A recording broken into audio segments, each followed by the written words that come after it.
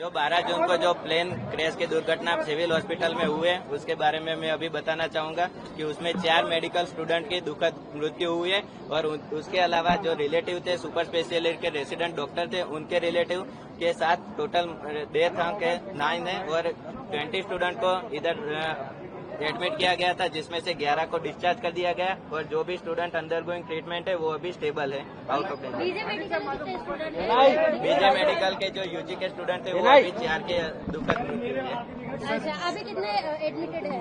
अभी 20 एडमिट थे उसमें से 11 को डिस्चार्ज दे दिया गया है। अभी 8 से 9 लोग अभी ऑन गोइंग ट्रीटमेंट में है और वो अभी स्टेबल है। अच्छा, बॉडी कब दी जाएगी? No, right now no one is missing.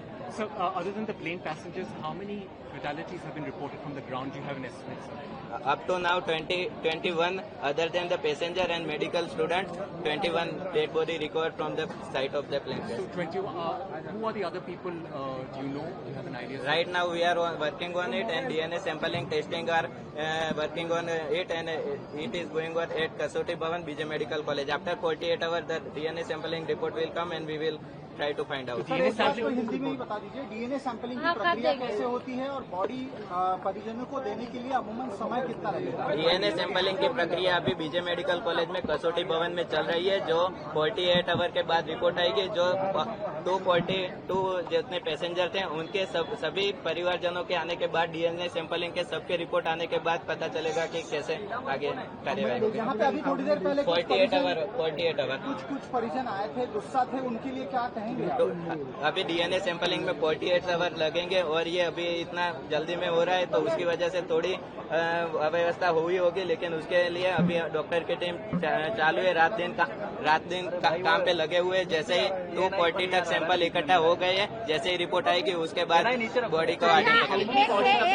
ये बताया जा रहा है सर कि कोल्ड स्टोरेज में 36 बॉडी रखी जा सकती है। कितनी बॉडी हैंडओवर है? कोल्ड स्टोरेज में 36 बॉडी रखी जा राइट नाउ सकती है। No body will given to the passenger relative of the passenger because सभी के रिपोर्ट्स आने के बाद ही डेड बॉडी डिस्पैच करेगी।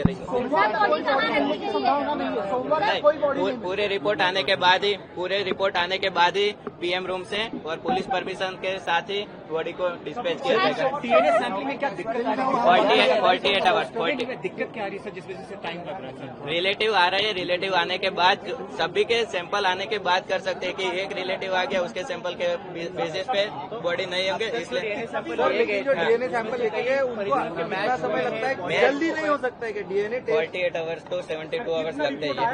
लेकिन जिन्होंने सबसे पहले डीएनए सैंपल दिया था उनके सैंपल्स कुछ आए हैं रिपोर्ट? वो 242 पैसेंजर के साथ जिसके रिपोर्ट आएंगे वो एक साथ ही उनको किया जाएगा, क्योंकि वो अगर ह्यूमन एरर हो अगर मिसमैच। कितनी बॉडी मिली? Right now 270 body recovered from the site of plane crash. कितना रिपोर्ट आया है अभी तक? अभी चल रहा है 48 to 72 आवर लगेंगे। अच्छा, सब बॉडी यहीं पे है सर? सब बॉडी यहाँ पे कि अलग अलग जगह? सब बॉडी यहाँ पे। और बॉडी मिलेंगी? अभी देख रहे हैं, अभी कुछ होगी क्योंकि मलबे के नीचे दबी हुए होगी, तो जैसे ही निकलेंगे तो वो रिकवर हो सकती है, लेकिन राइट नाउ जितनी भी मैक्सिमम हो सकते हैं तो सबको। सर, कैंपस एरिया में जो अन्य कुछ लोगों की डेथ हुई थी जो आइडेंटिफाइड हो सकते हैं, क्या उन लोगों की डेड बॉडी कल दी गई है? नहीं, अभी वो चल रहा है, उनकी प्रोसेस अभी चल रही है क्योंकि रिलेटिव आएंगे उसके बाद। मैचिंग के लिए कितने सैंपल्स चाहिए डीएनए के? एक रिलेटिव से नहीं हो सकता, आप बोल रहे थे, कितने सैंपल्स चाहिए सर? सभी पैसेंजर के रिलेटिव के सैंपल आने के बाद ही, क्योंकि वो अगर मिसमैच हुआ तो किसी का कहीं पे इसके लिए तो कितने मिनिमम समय है क्या? पूरी जो जितने पैसेंजर थे सबके रिलेटिव के सैंपल आएंगे उसके बाद।